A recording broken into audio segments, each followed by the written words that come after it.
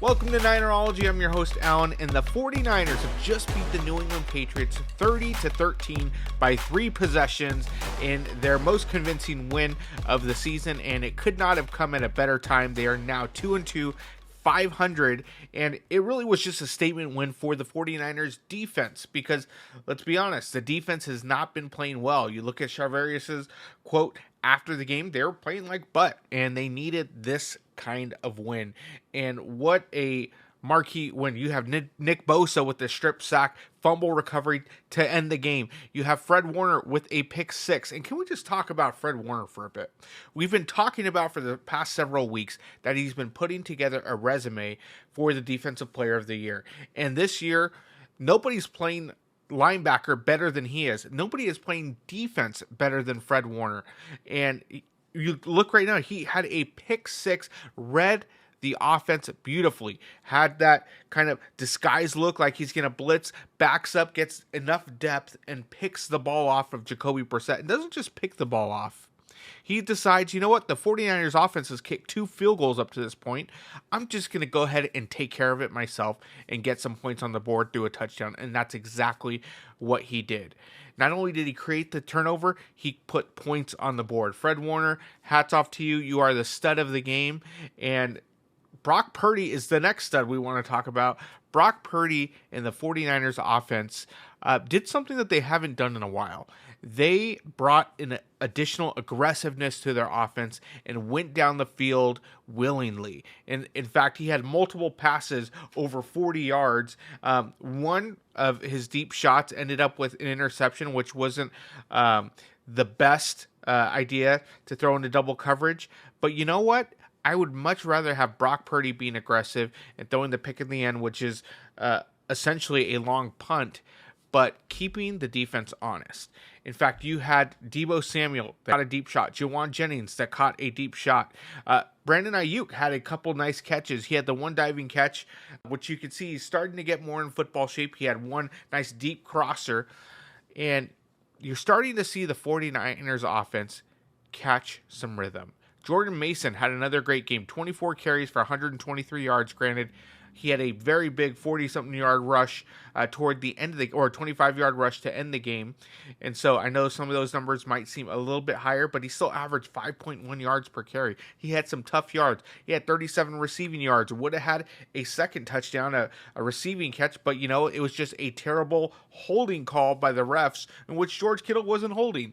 And so that was another thing about this game. You felt like the Patriots weren't in the same league as the 49ers, and then even with the refs' help, it was still a blowout. The refs called one of their worst games, but you know what? The 49ers still came and took care of business. Now, we are still looking for news on Fred Warner. He could not come back. You saw him run in to the locker room before the half was over. Many assumed that it was for an IV, but it turns out he injured his ankle and tried to go back, but wasn't able to due to discomfort. So hopefully Fred Warner, things will clear out. He said at the end of the game he was starting to feel a little bit better. But once the adrenaline wears off, we'll kind of see where he's at. He'll probably have some scans, maybe an MRI on that. But hopefully it is nothing that a little rest during the week won't help cure. Because Fred Warner is playing lights out. He is the heartbeat of this defense. Even though Nick Bosa showed up and showed out, Fred Warner is the one that puts the defense in position where they need to be. Fred Warner is the one who is setting the tone when other players aren't playing up to their potential. Fred Warner is the one that gets this defense going. So hopefully, Fred, this is a speedy recovery and you are good to go there. Now, let's talk about a little bit. We just talked about some studs. Let's talk about some of the 49ers studs. Special teams is still this team's Achilles heel. You see what happened to Isaac Arendo in that fumble. In fact, the 49ers had to put Kyle Juszczyk to return punts because the 49ers special teams is just atrocious. Seems like this is one of the areas that Kyle Shanahan has not been able to fix in his entire tenure here with the 49ers. The 49ers offense and defense are great, but it always seems like the special teams seems to show its face in the worst kinds of situations. The 49ers should have put this game away in the second quarter. Or early third quarter, but the special teams and poor decision making just kept the Patriots in the game. 49ers special teams are in the Super Bowl, lost the game. Now, there's still time to turn it around, but there needs to be an emphasis on improving the special teams, because it seems like every 49er fan is gasping for air anytime there is a kickoff, anytime there's a punt. You're going down there for coverage. You just never know if the 49ers are going to be in position to do the job that they need to do. But let's go ahead and look at some of the numbers. You had Deebo Samuel, who only rushed the ball a couple times out of the backfield, which is perfect. You do not want to overwork him like you did in the first couple games. 2 carries for 14 yards. Deebo Samuel also had 3 catches for 58 yards with that long of 53 yards, which is beautiful. Jawan Jennings showed out. Jawan Jennings caught another deep pass and is showing to be more and more of a deep threat. Or in this case, if Purdy's in a tough place, he can just throw it up, and if Jawan's there, he's going to catch it or nobody else will. He had 3 catches for 88 yards, and that long was 45. Brandon Ayuk had 2 catches, but for 48, he had a long of 38, which means I think he's starting to get in football shape, starting to get open again, which is good. George Kittle, he had an amazing catch in the corner. 4 catches, 45 yards in that contested triple coverage touchdown in the corner of the end zone. Now, mind you, Brock Purdy had 3 touchdowns on that drive, and 2 of them which were called back due to horrible officiating calls, which we already talked about.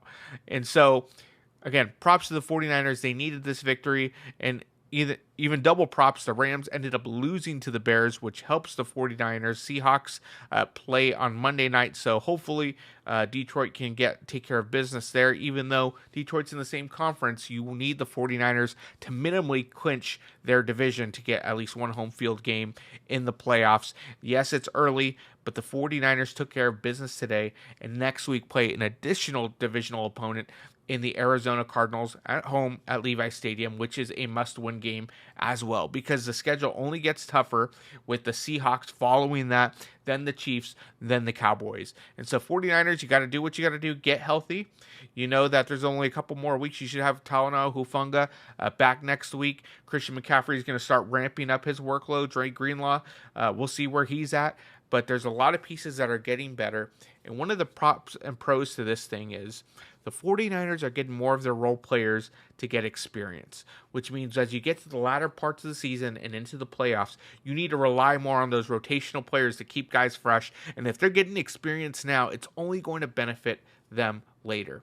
And lastly, with Brock Purdy's ability to be aggressive in this game and go further downfield to that third layer, it is keeping other opposing defenses honest, which means they can't put 9 guys in the box to stop the run, because if they do that, Purdy and Shanahan are just going to go over top to Jawan Jennings, Deebo Samuel, Brandon Ayuk, and George Kittle. I think this adds another facet to this offense to where if they continue and start clicking and stop missing any of those either open throws or honestly stop playing reckless football and just put it all together, they're going to be an unstoppable force. And if Nick Sorensen can start calling better plays, better games, and maybe because they're not playing the Patriots every week, they're going to have tougher opponents. If Nick Sorensen can learn from this, figure out what he did well, and continue to mix things up. We saw he blitzed at least 36% of this game, which traditionally they're under 18%.